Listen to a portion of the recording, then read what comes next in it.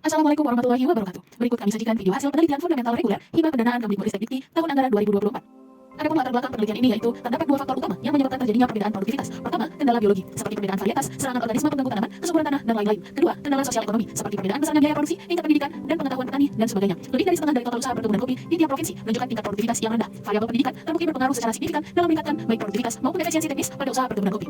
Dari hasil penelitian menunjukkan bahwa dari 9 variabel inefisiensi teknis yang diuji, terdapat 7 variabel yang mempengaruhi inefisiensi teknis. Variabel tersebut adalah pendidikan, umur, sistem tanam, kualitas benih, hama, penyuluhan, dan petani plasma. Hasil analisis menunjukkan bahwa faktor ketidakefisienan teknis disebabkan oleh usia petani dan jumlah anggota rumah tangga yang terlibat dalam usaha pertanian kelapa sawit.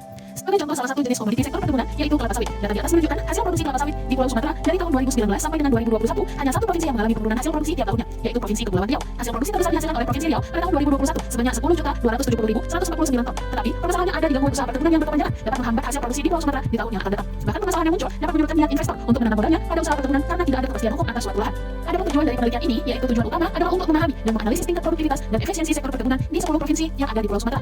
Penelitian ini juga bertujuan untuk mengidentifikasi potensi perbaikan dalam pengelolaan sektor perkebunan di wilayah tersebut guna meningkatkan kontribusinya terhadap perekonomian nasional dan internasional. Adapun kebaruan penelitian ini terletak pada penggunaan metode Data Envelopment Analysis atau DEA dan Northeast Productivity Index atau EPI secara bersamaan untuk menganalisis produktivitas dan efisiensi sektor perkebunan di Pulau Sumatera. Kombinasi pendekatan ini memungkinkan analisis yang lebih mendalam dibandingkan dengan penelitian sebelumnya yang biasanya hanya menggunakan salah satu metode. Selain itu, kebaruan lain dari penelitian ini adalah penggunaan data sekunder dari 10 provinsi di Pulau Sumatera selama periode 2018 hingga 2022 dengan tambahan indikator variabel input seperti modal, luas lahan, tenaga kerja, dan jumlah pupuk, dan output seperti jumlah produksi kelapa sawit, karet, kelapa, kopi, teh, dan tembakau. Penelitian ini juga menawarkan pendekatan yang lebih komprehensif dalam mengukur efisiensi teknis dan perubahan produktivitas dengan memasukkan variabel-variabel yang lebih relevan. Metode penelitian yang digunakan dalam penelitian ini adalah deskriptif kuantitatif. Data yang digunakan merupakan data sekunder berupa time series dari tahun 2018 sampai dengan 2022 di Pulau Sumatera. Analisis dilakukan dengan dua pendekatan, yaitu Data Envelopment Analysis atau DEA untuk mengukur efisiensi teknis dan Northeast Productivity Index atau MPI untuk mengukur perubahan produktivitas. Penelitian ini berfokus pada 10 provinsi di Pulau Sumatera dengan variabel input seperti modal, luas lahan, tenaga kerja, dan jumlah pupuk, serta variabel output seperti produksi kelapa sawit, karet, kelapa, kopi, teh, dan tembakau. Hasil penelitian berdasarkan hasil analisis DEA pada CRS diketahui bahwa secara keseluruhan rata-rata tingkat efisiensi perkebunan pada provinsi di Pulau Sumatera adalah 0,997. Jika dianalisis pada masing-masing provinsi, hanya ada 2 provinsi yang tidak mencapai tingkat efisiensi maksimum atau 2 terendah, yaitu Provinsi Sumatera Barat dan Provinsi Kepulauan Bangka Belitung dengan nilai efisiensi masing-masing sebesar 0,991 dan 0,975. Berdasarkan pada tabel di atas, dapat disimpulkan bahwa secara keseluruhan rata-rata tingkat efisiensi perkebunan di Pulau Sumatera pada VRS lebih tinggi dibandingkan dengan skor efisiensi pada CRS, di mana rata-rata keseluruhan efisiensi pada VRS mencapai 0,999. Analisis pada masing-masing provinsi ditemukan bahwa ada 9 provinsi yang telah mencapai tingkat efisiensi maksimum 1, sedangkan posisi terendah hanya ada 1 provinsi yang tidak mencapai tingkat efisiensi maksimum, yaitu Provinsi Sumatera Barat dengan nilai sebesar 0,993. Berdasarkan gambar 2, dapat disimpulkan bahwa tren efisiensi perkebunan di Pulau Sumatera berfluktuasi dari tahun ke tahun, tepatnya dari tahun 2018 sampai dengan 2022.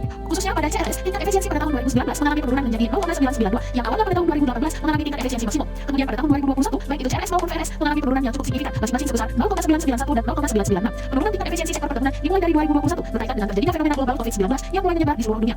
Dari tabel di atas dapat diketahui secara rata-rata tingkat produktivitas perkebunan di Sumatera mengalami penurunan. Hal tersebut dapat dilihat dari kolom TFPCH dengan nilai 0,955. Penurunan tingkat produktivitas perkebunan di Sumatera Utara terutama dipengaruhi oleh menurunnya perubahan teknologi TECHCH sebesar 0,953. Sedangkan perubahan efisiensi konstan yaitu 1,00. Tingkat produktivitas perkebunan di Sumatera mengalami kenaikan dari tahun ke tahun, di mana pada periode 2018 sampai dengan 2019 tingkat produktivitas menunjukkan peningkatan. Kemudian di periode 2020 sampai dengan 2021 tingkat produktivitas menunjukkan peningkatan yang cukup signifikan. Pada periode selanjutnya mulai ada perbaikan pada tingkat produktivitas perkebunan di Sumatera, di mana tingkat produktivitas terus mengalami peningkatan hingga periode 2022. Temuan pertama berdasarkan pada hasil analisis DEA menunjukkan bahwa tingkat efisiensi sektor perkebunan di Pulau Sumatera berfluktuasi dari tahun ke tahun dengan rata-rata efisiensi relatif tinggi, namun belum mencapai efisiensi maksimum secara konsisten. Hasil ini bertentangan dengan beberapa penelitian sebelumnya yang menyatakan bahwa efisiensi teknis sektor perkebunan, khususnya kopi dan kelapa sawit, berada pada level menengah dengan potensi besar untuk perbaikan. Faktor utama yang mempengaruhi rendahnya efisiensi adalah kurangnya akses terhadap pendidikan dan layanan penyuluhan bagi petani yang menghambat penerapan teknik pertanian modern dan penggunaan pupuk secara optimal.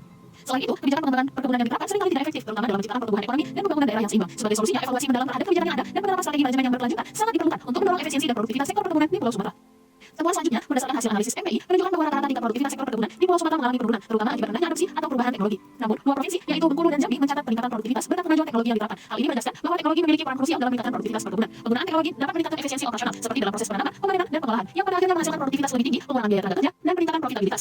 Selain itu, teknologi membantu mengoptimalkan sumber daya seperti air, pupuk, dan energi yang mendorong praktik berkelanjutan dan ramah lingkungan. Lebih jauh, teknologi memfasilitasi inovasi di sektor perkebunan, menciptakan peluang baru bagi petani, serta merangsang pertumbuhan ekonomi di sektor ini. Dengan demikian, peningkatan investasi dalam teknologi menjadi langkah penting untuk keberlanjutan dan perkembangan sektor perkebunan di Pulau Sumatera. Demikian yang dapat kami sampaikan mengenai hasil penelitian fundamental reguler.